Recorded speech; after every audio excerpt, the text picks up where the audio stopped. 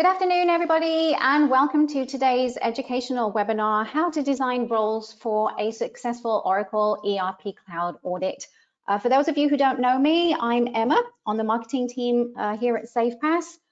Just a few housekeeping items before we do get started. The session will be recorded.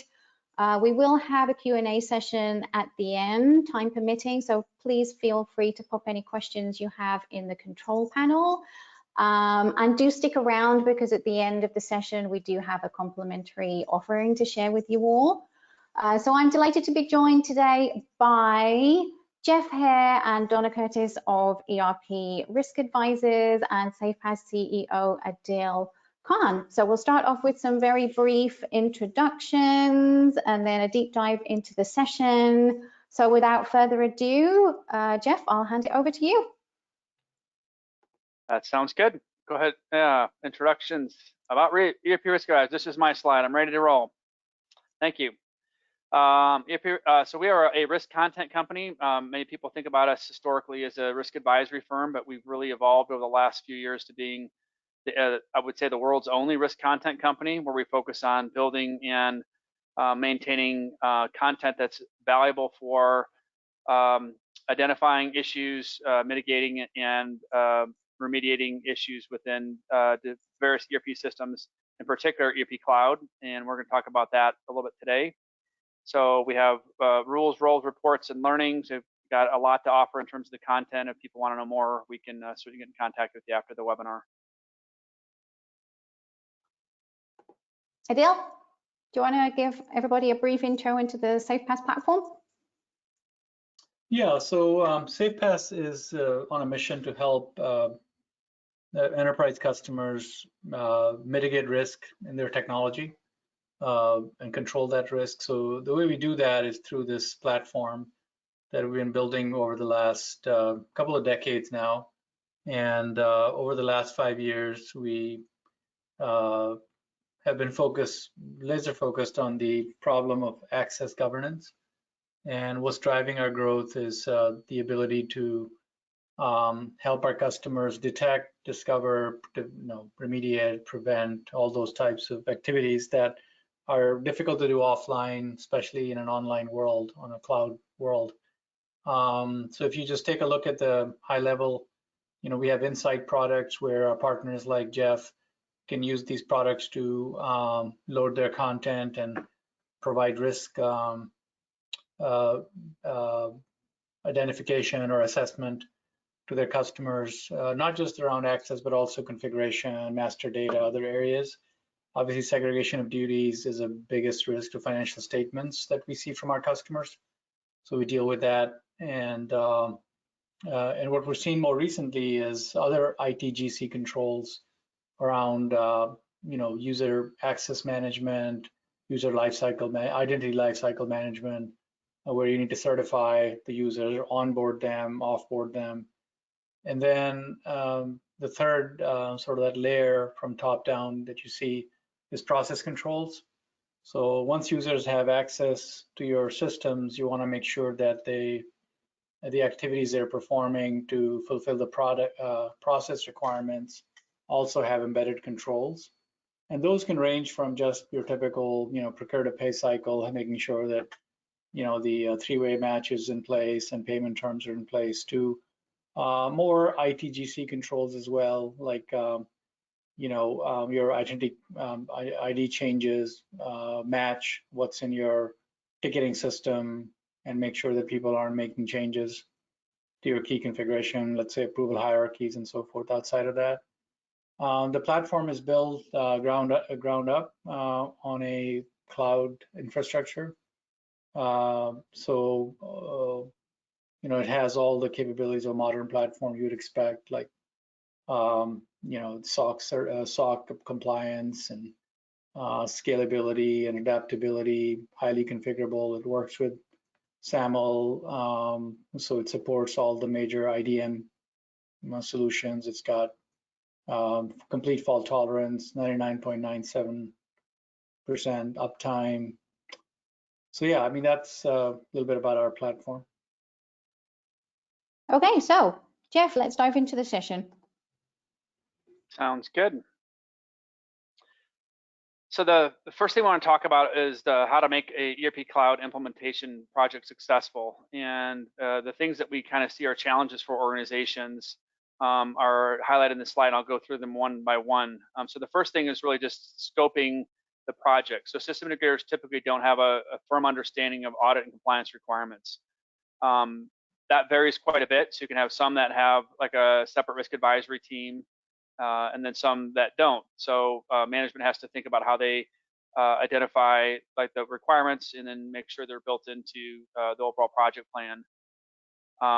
What we typically see is SIs don't scope in the extent that roles need to be customized, and we're going to talk about a lot about customization of roles. In the ERP Cloud environment in particular, there's messaging consistently that from the SIs and Oracle that seated roles should be leveraged where they can. And the messaging is, I would say, changed a little bit. We used to hear messaging that said you should always leverage seated roles, and now I think the messaging is a little bit more open, saying seated roles should be leveraged where they can, and there's maybe some customization role that's needed. And most SIs don't have a full understanding of that, so to the extent that they're engaged with the customer, they probably don't have a full scope appropriate for what ultimately needs to happen in the long run. And that is when we look at the breadth of the seated roles, you know, from supply chain to core financials to HCM, 100% of the seated roles have reasons to customize them. So if you're coming from another system and you're going on ERP Cloud, the question I ask to think about this is, think about like if you're an eBusiness Suite customer, how many seated roles are you still using? Probably not using a lot, maybe just a small number, a few. Predominantly, your end user roles are highly customized, and so I think the answer to your question, if you have to ask, is that really the case in ERP Cloud that we can leverage seated roles? The answer really is no. The seated roles have the functional ability to do what they're intended to do, but they have a bunch of other things in them that would not be appropriate. So, for example, there's a large number of roles that have the ability to import data through like what we refer to as FBDI privileges, and those would be used for conversion of data as part of the implementation. But since they are conversion abilities, they would not be subject to workflow approval processes. And so after system go live, it would be no longer appropriate for end users to have access to those. Well, there's a lot of those import abilities within end user roles. So that's one example. We'll go through some other examples as we continue in the presentation. So the next element here, have GRC of the access software purchased and implemented as part of the project. And the SafePaaS platform would be a great example of high quality access control software that could be used. And so it's going to be used to identify the issues in seated roles. It's going to be used to test the custom roles. And you really want to do that as part of at least one CRP cycle prior to UAT. So if you have a CRP1, CRP2, maybe you have an SIT, then UAT, you want to have custom roles built, be integrated with your UAT process to make sure that they actually work. That should be part of your testing. Your test script should identify the custom roles that are being used for the test scripts, and you know, hopefully you have somebody that's competent and qualified that can help you through that process of building custom roles. We do a lot of customization of roles, and we have a large library of pre-built custom roles, which is predominantly one of our major products right now that we work with system integrators and end user companies to implement, is being able to deploy our library of custom roles into your environment. They're SOD free. All the major sensitive access risks are removed from them, and they should support UAT relatively easy. They've been tested on many customers, and our customers use them consistently. So we feel good about them being able to do the transactions they shouldn't, and they should not be able to do the transactions they shouldn't. So all those sensitive access risks are removed. Things like web services and APIs, and configurations like key flexible configurations, descriptive flex fields, profile option values. Those are some examples of some things that are in a lot of the seated roles. And then that's really a key part of the project, is making sure that you go live with compliant and secure roles assigned to your users. The next line I would see here is just making sure that ITGCs are in place prior to go live, provisioning, deprovisioning, user recertification processes, trying to have some preventive processes to make sure that as roles are assigned or as roles are built and modified, that they are tested before they go into production, kind of like change management 101. But you need a tool like the SafePaaS tool to be able to effectively evaluate those, not only pre-go live but after go live, during the provisioning process and on a periodic basis to integrate with what your recertification would be doing, which is typically done on a quarterly basis. So there's a lot of ITGC elements in there. One thing we feel passionate about is making sure that the audit policies are enabled, that people are trained in how to report on and use the audit logs to test like your user provisioning process and deprovisioning and change control. So we have a learning offering in that area that companies are leveraging to understand the complexities of the data that's being generated as part of the audit policies that are enabled. And I mentioned executing UAT with custom roles, and we have some pre-built custom roles, even to give another example, pre-built custom roles for enabling somebody to be able to develop reports against the audit logs or the audit policies.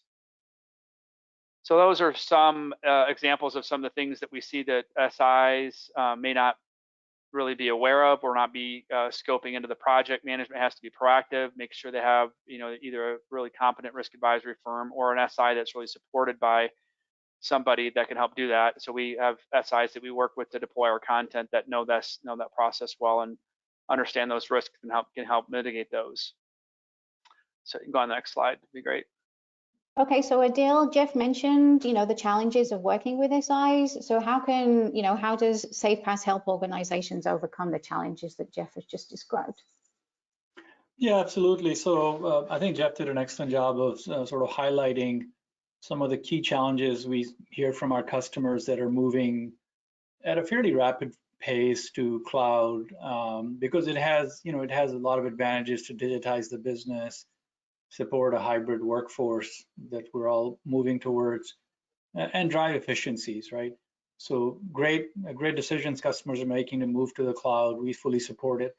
Some of the challenges that we hear from our customers are in line with what obviously Jeff's experienced as well. And that's, how do we get this through with our controls intact? Because, all our customers, I would say, have some form of controls in place. Some are just more proactive and optimized, others are more reactive and informal. So what SafePaaS does is helps the systems integrators, ERP advisory firms, internal audits. There's some audit organizations that all the major audit firms have used SafePaaS as well as an example. So what SafePaaS does enables you to give you the visualization that Jeff's talking about, right? By monitoring the entire process, the life cycle. We call it SDLC controls, right? So you're moving from let's say a dev to a test to a QA to a UAT to a prod. Maybe there's training. And so you're going to Oracle and you're saying, hey, give me these 5 different instances, and I want to start, day 1 doing some conference room pilots, and I want to see what how do I post a journal entry? How do I pay an invoice? So you're having these workshops throughout the project. And what SafePaaS is doing at that time, if you choose to use it as a enabler for your project and a risk mitigator for your project, is basically to incorporate SafePaaS as the workflow tool, right? It's all workflow oriented. So for example, since today's topic is about roles, I'll focus on that, but it's not limited to roles. It can be integration, it could be process configuration, it could be RACI objects like custom reports. But focusing on today's topic is, basically when you decide to do roles, you start thinking about what roles you have today. So some of customers I can see that are attending this, SafePaaS customers are coming from an EBS world. And so we have a chat with them and say, well, who posts journal entries today? And how does that responsibility, to use the Oracle EBS term, look like today?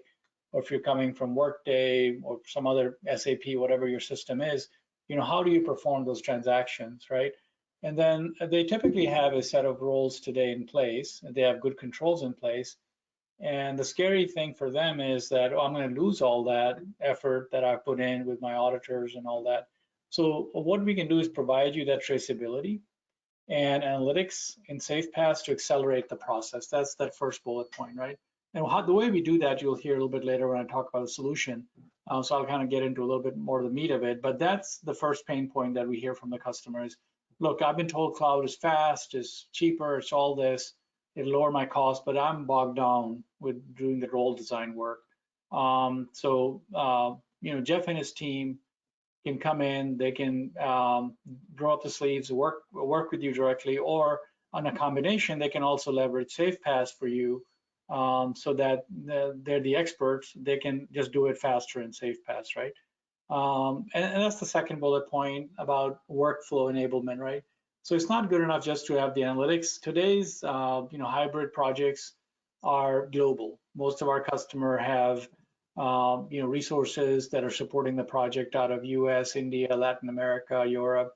So it truly is a follow the sun model project today to accelerate that. And as Jeff said, the SIs are not, don't have the skill sets, the advisory level of knowledge that Jeff brings to the table for you, where him and his team can go in and really provide you the content. So the best thing would be to start with the content, right? But many of you are already, middle of your projects or already live. So you may not be able to replace all content. Maybe you can do some at a time. But what you can do is leverage our enterprise roles manager capability, which will essentially simulate that roles design process, working with an expert and the content that Jeff brings to the table with the ERP advisory service. And so we can workflow that. The workflow can go from, the people that ultimately own the role. It can include your security. A CISO organization is very active in today's projects. Auditors are involved. So it'll help you collaborate with all these resources. There's a question I noticed earlier today on this web session already. It's a great question. Instead of waiting for the UAT, what can we do before that? And so first recommendation would be to start with, a content that's good, like the ones Jeff has really battle tested in the real world. And chances are most audit firms have seen that and applied the SOD policies against it, restrictive access policies. So it's good content. But on top of that, you obviously have some modifications, enhancements you'll make to adjust to your business needs. You may not be organized if you're a bank, same way as a manufacturing company would be, right? That makes cars, automobiles. So you have to adjust those things somewhat, especially as you go downstream and sub-ledger level. So being able to do that through a workflow really expedites your project, reduces the risk in the project. And finally, the last bullet point is about accelerating the timeline. So cloud is about speed, it's about results, it's about agile, making your organization agile. So one of the unique capabilities that SafePaaS has is kind of builds again on top of what Jeff is saying, is once you deploy these roles, you also want to be able to enable audit as an example, right? Or some other way of analyzing the data, comparing the results across those instances like dev, test, and so forth. So you have to provide that analytics. What SafePaaS does, it has the capability to auto-generate those BI reports based on objects. So let's say you have you want to track changes that are made to a specific role configuration, let's say an IT role that you've introduced to help your SI maintain the product in hypercare or post go live. So you'll be able to generate that kind of reporting straight out of SafePaaS once the audit is enabled, or even if the audit is not available, because audit is not available for everything. And I'll get into that a little bit more with some screenshots later in the presentation. So that's how we're helping SIs overcome the deficiency, along with bringing in our partners like Jeff to help them get their skills and their, the gaps in their advisory situation met by marrying those resources and technology together. Great insight, Adil. So let's talk more about the roles then. Jeff, let's start with the employee role. Sounds good. We've got a couple of screenshots here, and if those that are, if you're an ERP Cloud customer or in the process, you'll recognize these screenshots. This is from Oracle's Customer Connect, which is a social media construct they developed for ERP Cloud that didn't exist in other products. And one of the things that allows you to do is submit enhancement requests. So they call those ideas. And we've been tracking, I guess, some deficiencies in design for a long time, and they decided ultimately to provide some enhancement requests in and around an area that we felt was significant that Oracle hadn't addressed yet. There's no other way to, in some cases, to get Oracle's attention. So we have two. There's one here that we're talking about, supplier management role, supplier management groups, and then there's the next one we'll talk about is the employee role or some HCM roles. So there's a link down there. If you guys get the slides, you can click on the link and you can see the data actually in Oracle's Customer Connect. So the long and short of both of these topics are there's an FBDI process. FBDI is the structure that is used to be able to convert data from your legacy system that you're going to ERP Cloud. And so it's really conversion processes. There's a series of templates. Those templates are available on Oracle's website. Typically the SI pulls those down and walks the client through the nature of the templates. The SI is probably loading those and preloading those as part of the conversions. And then somebody's going to execute those at some point during the build processes in different environments and ultimately in production. So like I was talking about earlier, FBDI processes really should be used only as part of the initial go live. There are maybe some limited cases where you're loading data manually on a situational basis after that, but that should be a very tightly controlled process, very, very tightly controlled process going forward, primarily because those conversion processes don't go through workflow. So management's implementing a lot of workflows, and that's the primary mechanism of controlling the traditional segregation of duties, the entry of an action versus the approval of that action. So enter journals, approve journals, for example, or enter journals, post journals in an EBS world is going to be automated through a workflow approval process. And that's management's primary control mechanism to prevent fraud and financial misstatement is segregating. That's just really automated 100% through the workflow design process. So to the extent that anybody has an FBDI template that gives them the ability to bypass the workflow approval process, and in many cases it also doesn't get tracked as part of the logs. So that has to be tested on a case-by-case basis. But you think logically, the loading, bulk loading of data via conversion processes would not be logged via audit policies. So the two screenshots we have here, when we first logged these, backing up a little bit, we looked at the population of the roles that have a combination that allows an employee with access to that role assigned to them to take an FBDI template that's already pre-populated, upload it into the what we call the inbound directory, and then run a process that processes that data. So it's clear if you're looking at these, what we looked at, it is specifically there's an FSCM duty role that contains a series of privileges that allows somebody to take a file from their desktop and upload it into an inbound directory.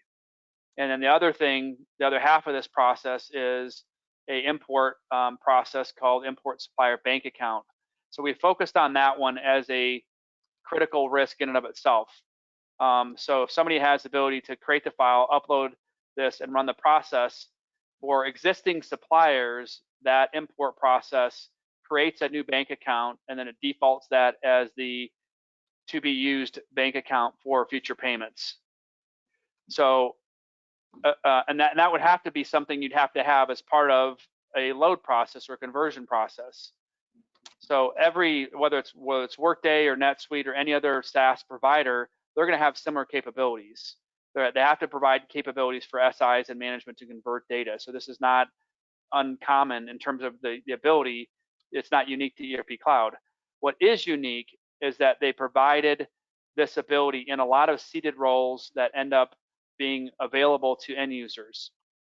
So in this screenshot, so stepping back on the ideas, what we ended up doing is logging a series of enhancement requests or ideas with different product teams to say there are several roles within your area that have this risk, and you should consider remediating it if it's going to be anywhere, it should be in an implementation role only. And those implementation roles are things that should not be assigned to somebody post go live. But these are in end user roles. So like the majority of the roles here on this slide, supplier AR specialist, supplier administrator, supplier self-service, these are roles that are assigned to suppliers that are using the supplier portal, or in EBS terms, it'd be iSupplier, but called supplier portal in ERP Cloud. So if you used one or more of these seated roles and you assign these to suppliers, all the suppliers, any supplier that has access to this role would be able to import a file that would not only change their bank account, but any other bank account for any other supplier. Now, a supplier may have a hard time understanding the nuances of this. So maybe in the big scheme of life, it's a lower risk because you have to like have IDs associated with suppliers. That's usually how these FBDI templates are built. So it may not be something a supplier would have the knowledge and maybe even the data to be able to commit fraud using, but nonetheless, we wouldn't want these available to suppliers, right? So these are external resources. They're not our own resources. We don't have, an employment arrangement with them. There could be, offshore resources at that. And what I always like to say to management is you have to think about where your risks are coming from and what the motivation is behind. Is somebody really gonna, if you're a 100% US-based company and all your resources are US-based, like if they commit fraud, you're probably going to identify them and you're going to have them prosecuted. But if they're in another country other than a country that is favorable to the prosecution of cases like this, you may or may not have the same deterrence in that respect. So think about that, because you may have not only suppliers in this case, but you may have offshore resources in a variety of different countries throughout the world supporting an application that may have access to one or more of these privileges. So that's a supplier management example. As of right now, the supplier management team has not said that they're going to necessarily fix these issues. So even if they came back and they said, we think, we see your point, we're going to make a change to these, we're going to put this in the queue, it's going to be at least 3 releases out, probably a minimum of a year, 9 months to a year, and it could even take longer than that. We'll go ahead and move on to the next slide, Emma.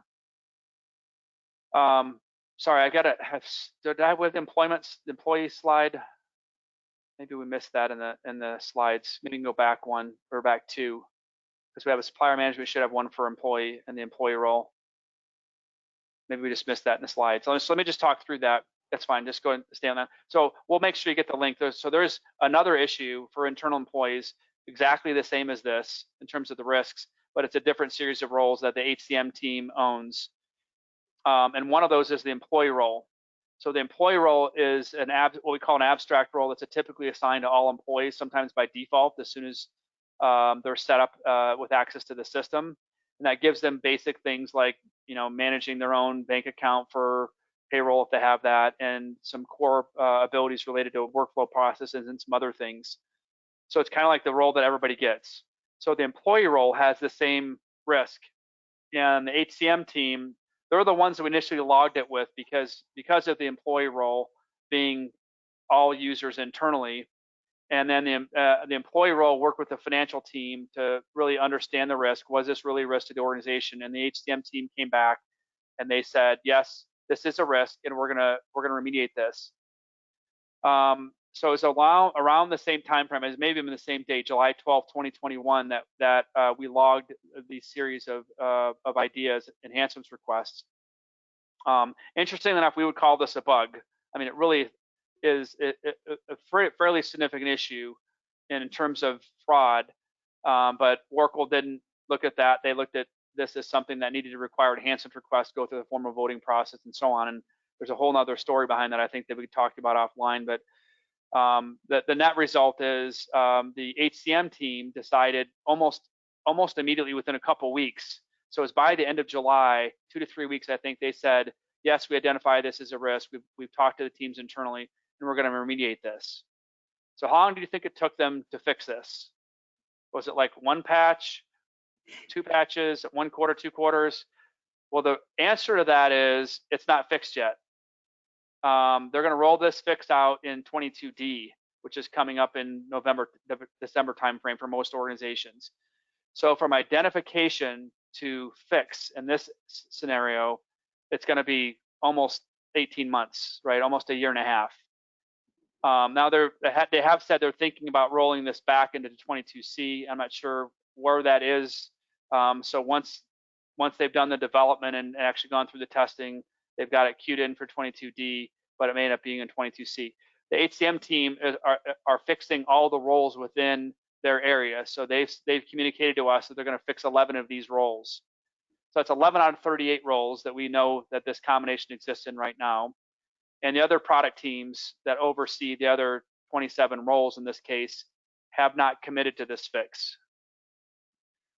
So this is probably the most acute example. It is fraud risk. It's a significant issue. It's systemic. I mean that you can make not just a change to one or two, but you could really change as many supplier bank accounts. And then the question for management often is, are there mitigating controls related to this? That FSCM process doesn't go, like updates to that doesn't go through workflow if you have workflow enabled.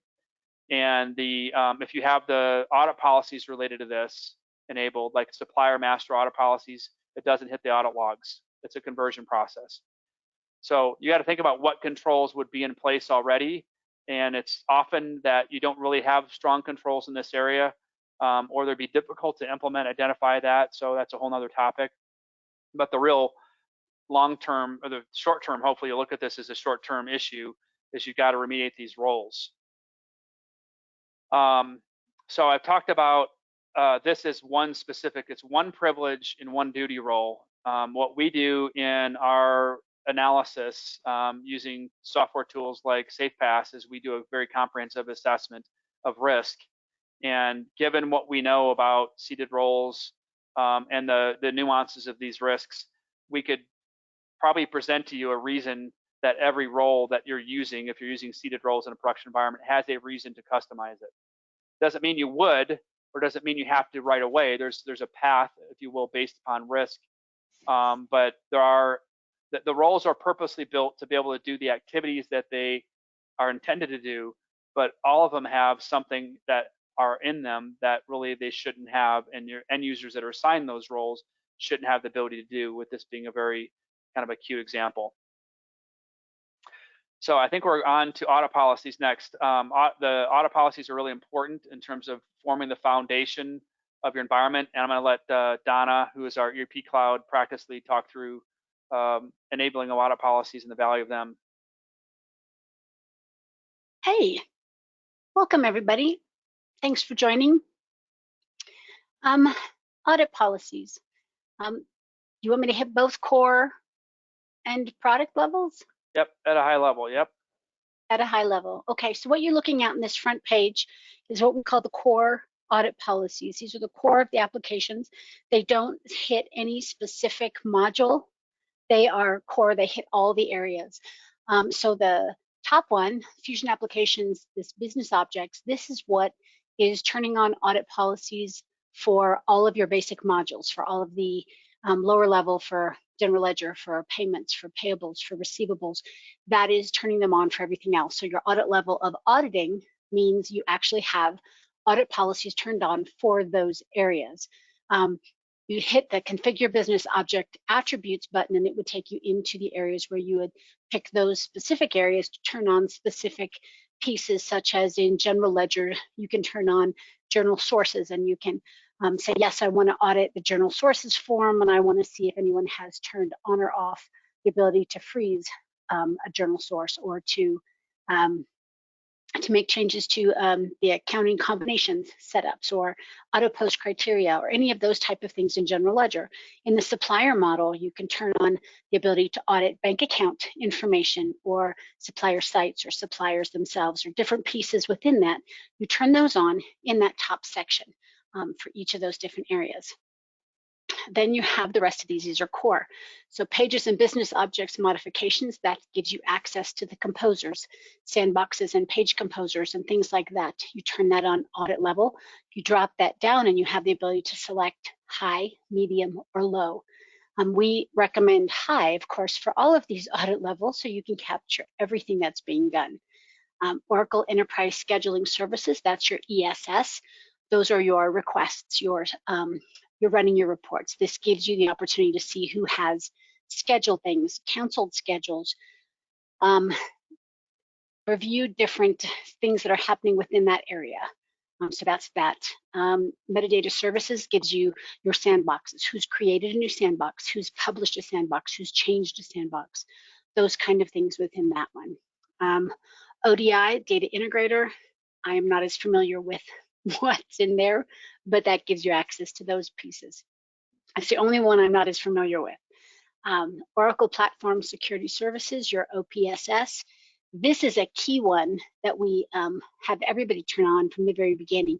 This gives you access to all of your provisioning, your security, your role design, what roles have been modified, what users have been provisioned, who's been provisioned with what was added, what new users have been created. Those kind of things are done within here. So this is a key for most of your ITGCs to keep track of your provisioning. SOA Suite, the bottom one, is your workflow. What workflow pieces have been updated and changed? So that's also very key. The one caveat in here is on the Oracle Platform Security Services. You'll notice the audit level here is low. It's the only one that has this little strange idiosyncrasy that if you set it to high, which is what we would have you do, if somebody comes in and says, you know, I'm going to make some changes, but I don't want anyone to know that I made the changes, so I'm going to turn it off, and then I'm going to make whatever I want to make changes to. Then I'm going to come back in here and I'm going to turn it back on. No one will ever know, right? Yeah, not so much on this one. Once you've changed it from high to off, when you come back to turn it back on, the highest level you have access to is low. Your medium and high go away and you have no access to those again. You only have access to low. So if you were to come back in and someone were to say, well, it's low, I want to turn it back to high. High is what it's supposed to be at. And you realize you can't. You then know somebody turned it off at some point because high should be a value you should have access to unless it was turned off. So that's kind of and it's the only one that has that. The rest of them have the ability to go up or down to any level without any issues. So we have, Jeff, do you want to talk about the learning course that we have associated with CORE or with all of the audit policies? I'll make a couple comments here. I think, Donna, I think the use case you just said was something turning on, turning off, and going back to low. I'll just say the logging of this configuration, if we go back a couple of years, didn't exist. So that's another enhancement request we did, and Oracle, I think, released that last December 21D, if I remember correctly. Right. So prior to 21D, if you turn on and turn off audit policy, there was no way in the system no place in the system that you'd have that ability. So the nice thing, I think Adil's going to touch on this a little bit. There are definitely gaps in what needs to be audited versus what's available to be audited. I mean, certainly Oracle's making a lot of enhancements.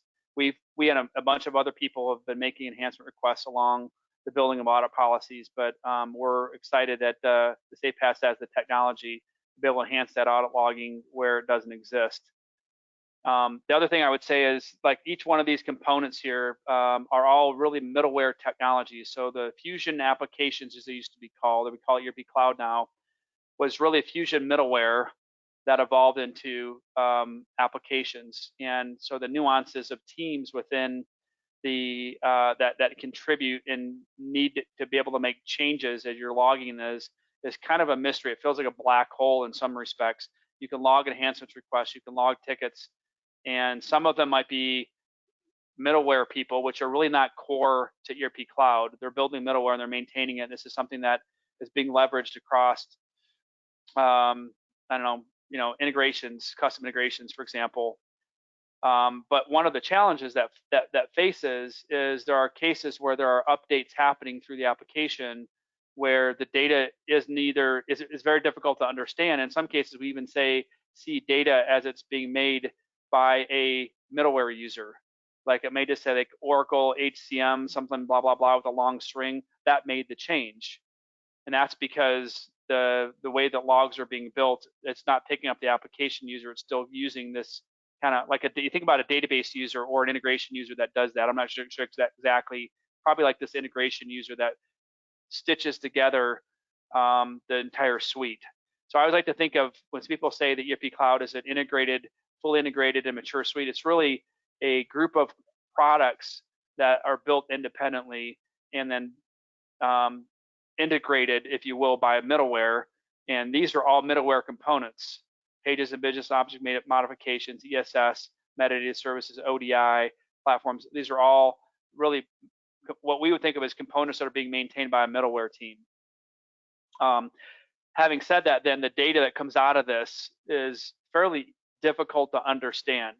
And we have done many engagements with our customers or anywhere from 40 to 60 hours talking through enabling these audit policies, what should be enabled, what's available, and then helping them understand how to look at the data in the log files and report on them. So what we did in lieu of having to provide that same service at a much higher cost is we built out a learning class. So it's part of one of the content platforms we have. We have rules, roles, reports, and learning as part of our ERP Armor platform. And our learning platform has a bunch of different classes. One of them is a class that Donna has built and will continue to enhance in and around understanding what to enable, and then how to look at the data in these core audit policies, and then also the business objects or the business elements, the different various modules that she was talking about, the configure business object. I think there's a screenshot after this that goes into this next level of detail, the drill down. So I'll turn it back over to you, Donna, to go through this next slide. Okay. Yeah, in the interest of time, we've only got 15 minutes left. So if we can kind of. Okay, go ahead and Donna. over to the next slide after this one here. Yep. She talked about this, One but then. more. Yeah, Yep. go on one more. Yep. There you go. Yeah, so this is where you have the ability to select your specific area. So go on to the next one. Yeah, so these are some of the products that are available. You can select audit policies for. They range. There's HR, there's financials, there's supply chain, all the different areas. And they're adding to them all of the time. So every time there's an upgrade, we come in and we look at what's in there and what we have the ability to update new things. Let's go on to the next one. So for example, for supplier model, we have access to the supplier itself, the payment methods, sites, addresses, bank accounts, and you just check the box next to which areas you want to actually turn the auditing on for. Go on to the next slide. I'm just trying to go a little quickly so we can get through. I think we're on to the solutions now, Donna. Oh, great. Okay. So Is yes, there but anything each you of want them, to add? just go back one more slide just for a second, just a little bit. In each of these areas, if you think of the form, so like if you think of the supplier sites form, it has all different kinds of fields and areas within that form. This would open up another box which would give you access to what they call the attributes. And the attributes are basically the fields within that form, and you tell the system which of these fields are the fields you want to audit. So you tell the system which of them are the key pieces that you want to audit on, which of the fields. So you don't have to audit everything in the form. You can only pick out the specific pieces, like if I just want to know the exact bank account number or the bank name or the bank branch, but I don't need all of the 35 fields that are in this form. I just want 3 or 4 of them. You can select those specifically so it doesn't over audit for things that are unimportant. That's it. So yeah, the class that I have teaches goes through all of that. So I'll pass it on.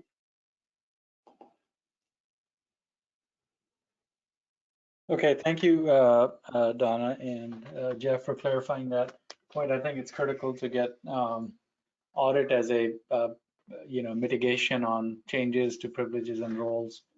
So I'm going to talk a little bit about how we are working with Jeff and his team, Donna, and ERP Advisory and other partners, where you can streamline this process that is tedious. So what SafePaaS has the ability, I'll walk you through the swim lanes as the solution to the roles management problem. And later on, we'll make an announcement where you can benefit from today's session if you have these challenges.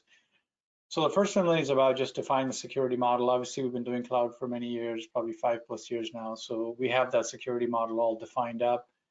We have the rule set that Jeff can bring in as part of his content, or if you already have a rule set, he can help you review that, I'm sure.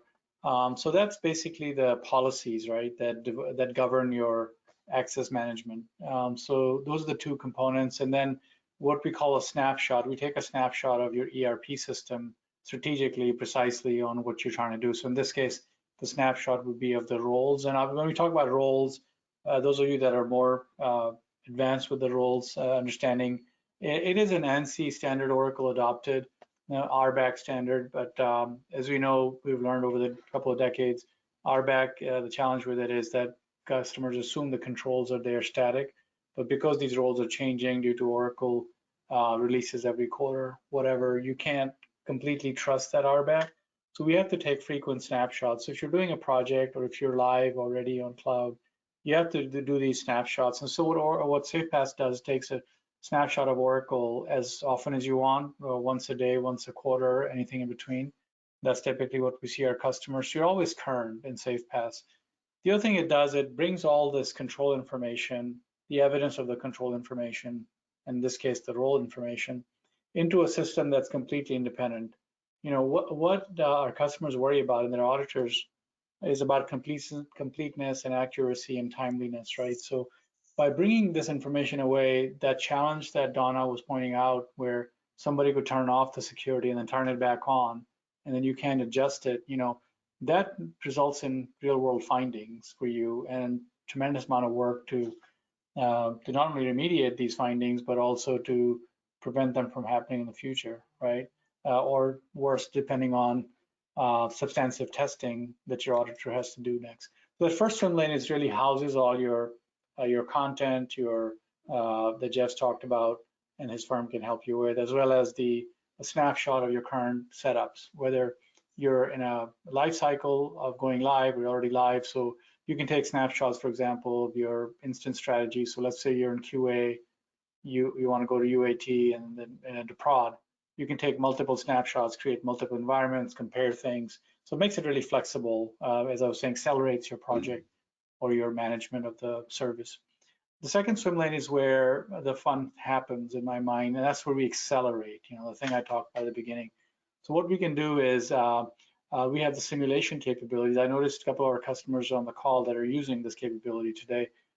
So it basically simulates. So, you know, where Jeff was talking about that, you know, it takes a long time to select audit policies. Same thing is true for controls also around your roles.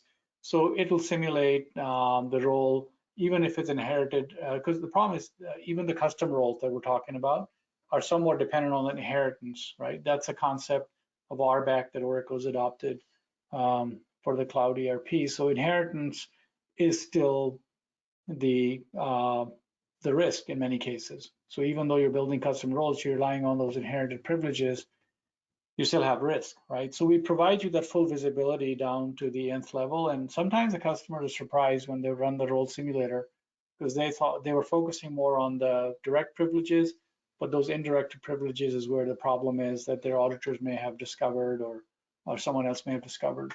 So yeah, so and then what you can do is to correct that problem, you can generate the corrected role in a format that can then be deployed into your cloud ERP to prevent that. So that's the acceleration piece, the second blue swim lane there.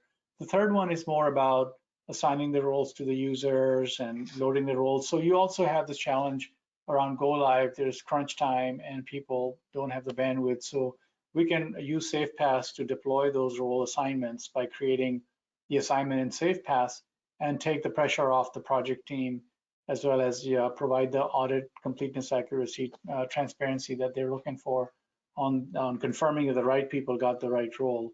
It can become a pretty tedious last 2 weeks of a go live or longer depending on what you're deploying. But in general, I see between 2 to 4 weeks, customers really, you know, don't always get it right. And your partner may still, your SI system integrator partner may still be in the system, doing hypercare. And so you have another challenge there, you know, when to take away those roles. So that assignment capability really automates that whole process and takes the pressure off your team and your maintenance folks as they're transitioning to managed service or some other way of managing your service moving forward. We can then turn on the monitoring capability, and that could be the monitoring the roles themselves. Most often our customers will monitor sensitive roles more frequently, some cases maybe even a daily basis. Other cases they're doing at least quarterly before and after the patches are going in. So now instead of doing that compare and contrast on 22D that's coming in November, as Jeff was talking about, versus 22C that you might be on, you can enable that comparison capability within SafePaaS and simulate the new roles in a non-prod environment. So the whole process becomes more sustainable, and by sustainable I mean lower cost to you and lower risk to you, right? So that's the sort of a swim lane view of SafePaaS that I can say in a few minutes. Yeah. And I won't go into details of screenshots. These are screenshots from SafePaaS, so you can see that we have the ability to define the role and then simulate the role. So what you're seeing on that screen in the background there is a role called SafePaaS GL role that is part of the general ledger application. And these are the privileges, different levels. And then the second screen in the foreground is showing you the elements of the role. And notice there's also, it's very hard to read on the screen, so we'll send you the slides to see it. You can blow it up. But basically, you can enable the workflow. So there's a reviewer and approver process, which is typical for any control, right? So when you simulate the role, you can also workflow that. As I said, beginning of the presentation, you can send it to reviewers and approvers, which could be the folks that are ultimately responsible for controls over that module or that process. And so that really provides that audit evidence that can be timely, accurate, and complete that your auditors will ask for before you exit UAT. Okay, next slide. I also wanted to touch on audit capabilities within SafePaaS. So as Jeff was saying, we have realized the gaps in the Oracle audit process. So there are 2 or 3 complaints we hear from our customers that have audit. First of all, it's a great feature. Please use it if you're not using it. Get together with Jeff, and you know, that's the starting point. But the complaints that are coming from customers that have been using it for a while, one is that it doesn't coalesce the data in a way that is easy to consume for the control owner. So it's different. So lots of different reports they have to go in. The second one, or maybe even the first one, I would say even more important, would be that risk that somebody may turn off and turn on, because you know, they might turn on, if they have security console access, they could turn it off and do certain things and then turn it back on. So having SafePaaS as a completely independent audit platform it protects you against those kinds of you know, silly or high, you know, sort of fraud risks and things like that, right? So that's a benefit. So what the configuration monitoring or really cloud application monitoring or process monitoring does is enables you to basically take a snapshot of the audit tables.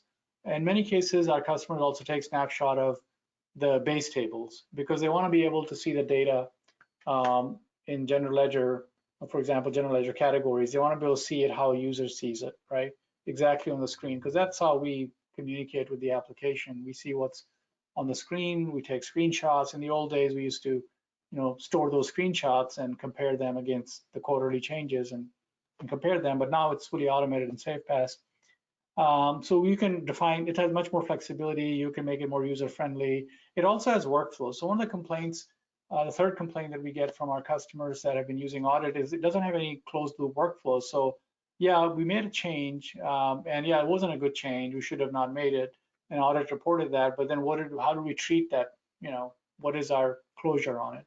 And that's offline and emails, and so you end up doing just as much work. With SafePaaS, we have recognized, coming from an audit background, that we need a closed loop workflow whenever there's an incident. So we create the incident and then we close loop it. So it goes through a review approver process. The person that made the change receives that notification that, hey, you made the change, is that what you intended to do? You know, maybe they changed the bank account, as Jeff's saying, not knowing, or worse, maybe it's fraud, right?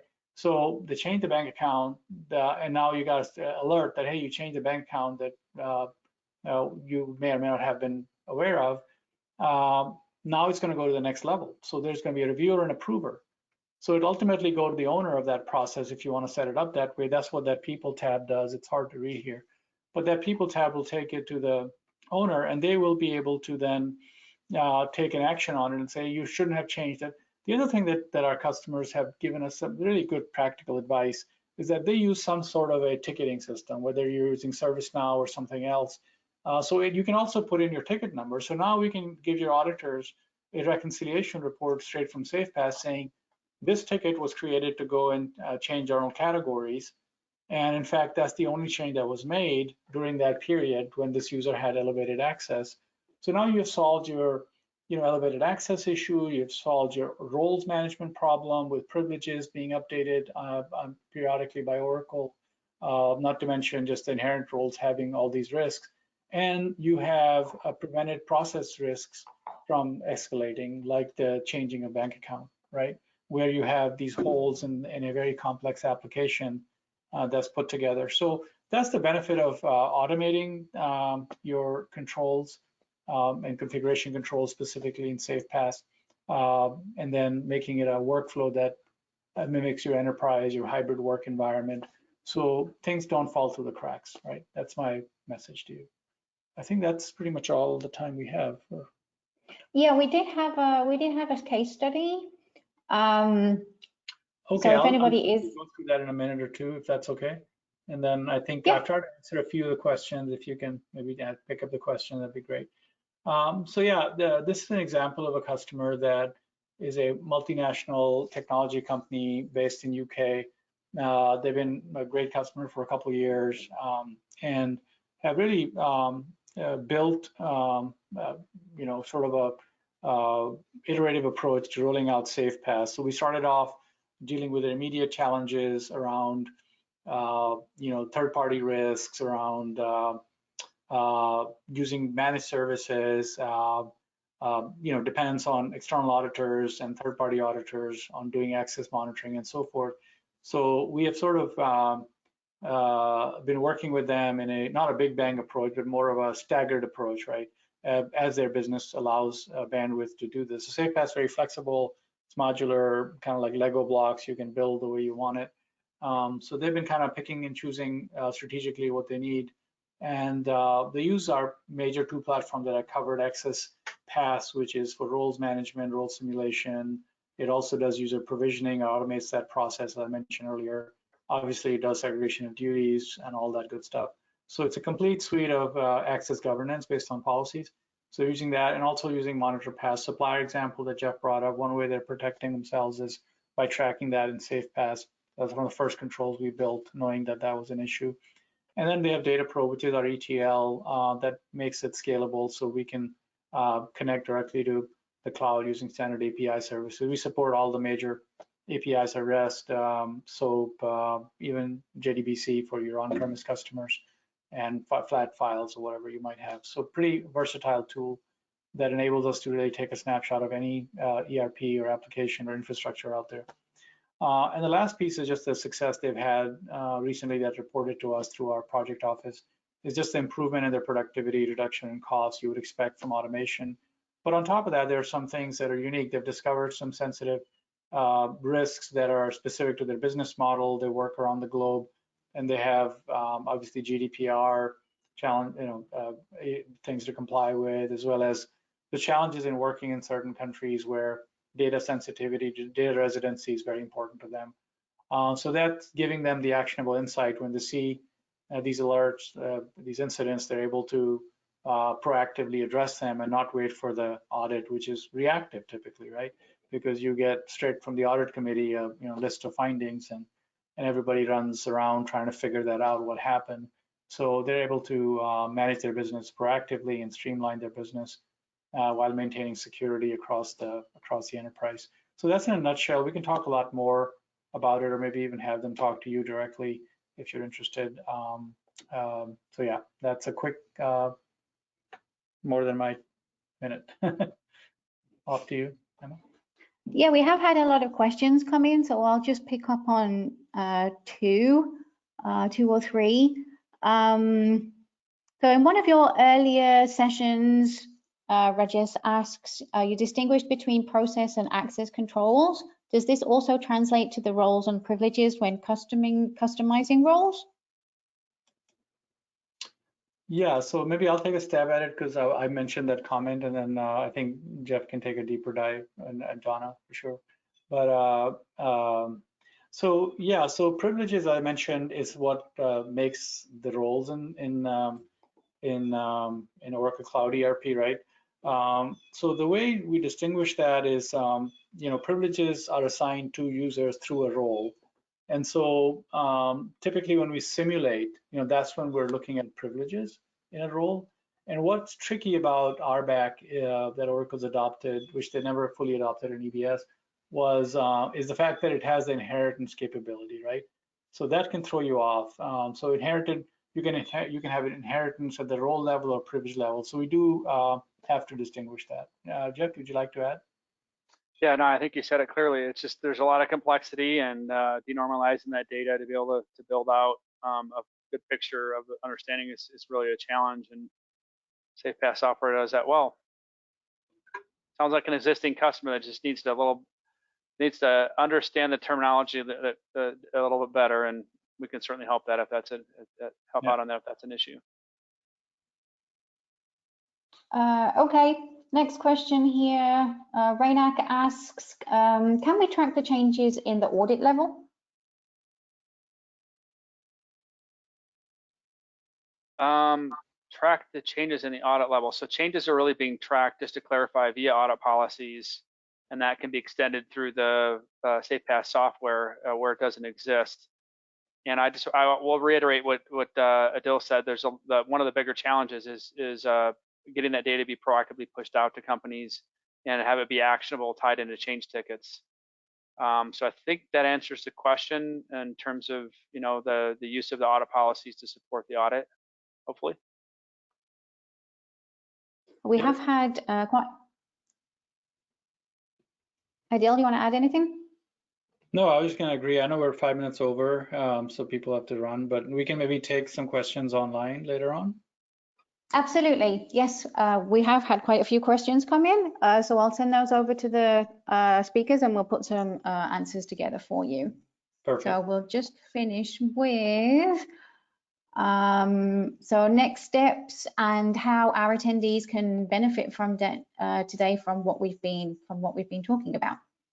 So Jeff, do you want to quickly talk about next steps? Yeah, if anybody's interested, I think we have a very unique offering in the marketplace that helps lower the cost, lower the long-term cost of ownership to manage ERP Cloud as it relates to security.